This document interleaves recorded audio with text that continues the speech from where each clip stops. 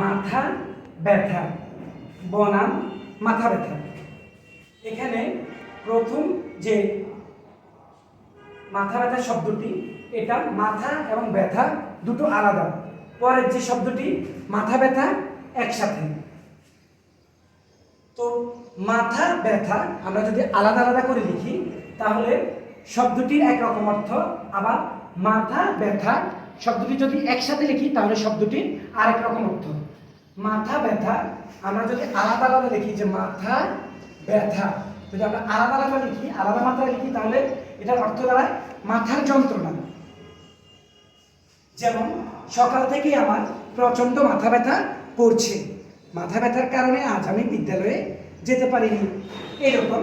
আর যদি মাথা ব্যথা একই মাত্রায় একসাথে লিখি তাহলে শব্দটির অর্থ দাঁড়াবে কোনো বিষয়ে ভাবনা বা চিন্তা।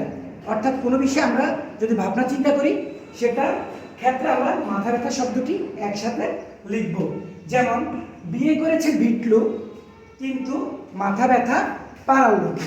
আমরা এমন অনেকটাই দেখি যে সমস্যা একজনের কিন্তু মাথা ব্যথা আরেকজনের।